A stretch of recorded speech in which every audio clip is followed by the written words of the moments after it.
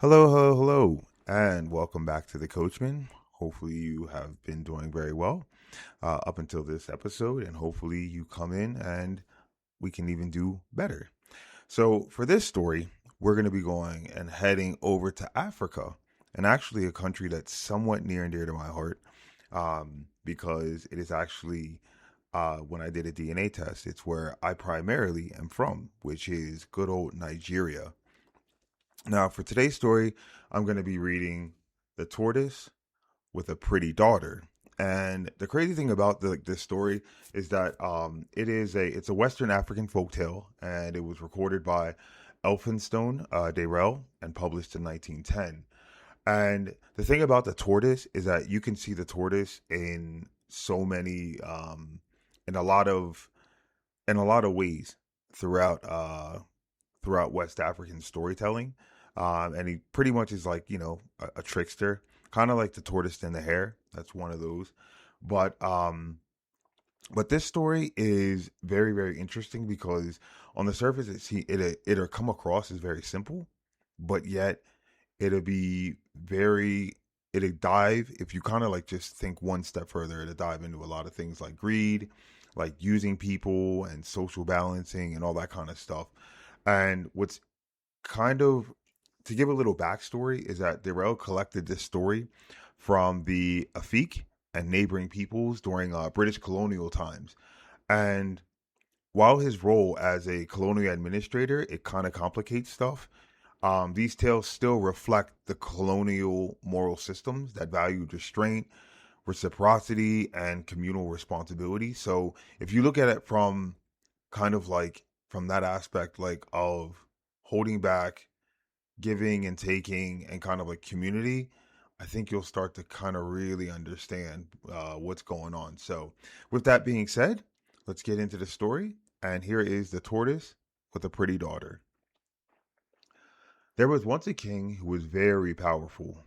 He had great influence over the wild beasts and animals. Now, the tortoise was looked upon as the wisest of all beasts and men.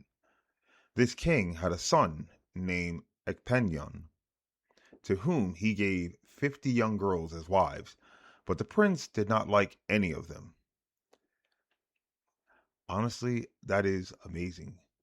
50 women and he likes none of them. Um, that ain't happening in today's society. No way. Especially, yeah, it ain't happening. No way. 50 women. Somebody's getting chosen. Probably 10. The king was very angry at this and made a law that if any man had a daughter who was finer than the prince's wives, and who found favor in his son's eyes, the girl herself and her father and mother should be killed. See what I'm saying? Like some of these stories, they just go from unreal to just unbelievable. Now, about this time, the tortoise and his wife had a daughter who was very beautiful. The mother thought it was not safe to keep such a fine child, as the prince might fall in love with her. So she told her husband that her daughter ought to be killed and thrown away into the bush. See what I'm saying? It just gets even darker. The tortoise, however, was unwilling and hid her until she was 3 years old. One day, when both the tortoise and his wife were away on their farm, the king's son happened to be hunting near their house and saw a bird perched on top of the fence around the house. The bird was watching the little girl and was so entranced with her beauty that he did not notice the prince coming. The prince sought the bird with his bow and arrow, and it dropped inside the fence. So the prince sent his servant to gather it. While the servant was looking for the bird, he came across the little girl and was so struck with her that he immediately returned to his master and told him what he had seen. Now I'm going to keep it all the way a buck where my head went, yeah? So think about this. There's a bunny, okay, 3 years old, and this prince shoots a bird and sends a servant to go check it out. The servant gets awestruck by a 3-year-old. I'm going to leave it at that. I thought no further. I just thought it was wild. But I will say this. I also have to, remember, we're talking about the animal kingdom, not the human kingdom. So animal years, 3 is probably something like 21, 22. So makes sense. Okay.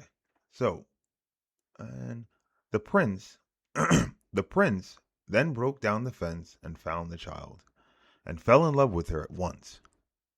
He stayed and talked with her for a long time until at last she agreed to become his wife. He then went home, but concealed from his father the fact that he had fallen in love with the beautiful daughter of the tortoise. But the next morning, he sent for the treasure and got 60 pieces of cloth and 300 rods and sent them to the tortoise. Then in the early afternoon, he went down to the tortoise's house and told him that he wished to marry his daughter. The tortoise saw at once that what he had dreaded had come to pass, and that his life was in danger. So he told the prince that if the king knew, he would kill not only himself, the tortoise, but also his wife and daughter. The prince replied that he would be killed himself before he allowed the tortoise and his daughter, oh, his wife and daughter, to be killed. Eventually, after much argument, the tortoise consented and agreed to hand his daughter to the prince as his wife when she arrived at the proper age. Yeah, we read that correctly. Then the prince went home and told his mother what he had done. She was in great distress at the thought that she would lose her son, of whom she was very proud, as she knew that when the king heard of his son's disobedience, he would kill him. However, the queen, although she knew how angry her husband would be, wanted her son to marry the girl he had fallen in love with. So she went to the tortoise and gave him some money, clothes, yams, and palm oil as further dowry on her son's behalf in order that the tortoise should not give his daughter to another man. If you don't know much about dowries, it's basically like a payment that says, yo, we're doing this. You know what I'm saying? So it's almost like, like the hood rat, going to his missus, his pops, and handing him a bag of weed and being like, yo, we good, yeah? And it's pretty much like, yeah, that's how it works. So, for the next 5 years, the prince was constantly with the tortoise's daughter, whose name was Adette. And when she was about to be put in the fatting house, the prince told his father that he was going to take Adette as his wife. On hearing this, the king was very angry and sent word all around his kingdom that all people should come on a certain day to the marketplace to hear the palaver. If you don't know what a palaver is, like, it's bullshit. You know what I mean? Well, what he deems to be bullshit, but yeah. When the appointed day arrived, the marketplace was quite full of people, and the stones belonging to the king and queen were placed in the middle of the marketplace. When the king and queen arrived, all the people stood up and greeted them, and they then sat down on their stones. The king then told his attendants to bring the girl Adette before him. When she arrived, the king was quite astonished at her beauty. He then told the people that he had sent for them to tell them that he was angry with his son for disobeying him and taking Adette as his wife without his knowledge, but that now he had seen her himself, he had to acknowledge that she was very beautiful and that his son had made a good choice. He would therefore forgive his son. When the people saw the girl, they agreed that she was very fine and quite worthy of being the prince's wife, and begged the king to cancel the law he had made altogether. And the king agreed. And as the law had been made under the Egbo law, he sent for 8 Egbos and told them that the order was canceled throughout his kingdom and that for the future no one would be killed who had a daughter more beautiful than the prince's wives, and gave the Egbos palm wine and money to remove the law and sent them away. Then he declared that the tortoise's daughter, Adet, should marry his son, and made them marry the same day. A great feast was then given, which lasted for 50 days. Holy shit. Yo, that's what you call a party right there. That's how you get down. Like, no joke, moving out here to the West Coast, I thought that, like, I've seen Mexicans and I heard about like how they get down for like several days for like weddings and shit. Like, nah, this is a real way. 50 days, that's a month. That's like almost 2 months of just getting straight wrecked. That's how you get down. I like this animal kingdom. So, lost my place. Okay, so the woman brought a big play to the king's compound, and there was singing and dancing kept up day and night during the whole time. The prince and his companions also played in the market square.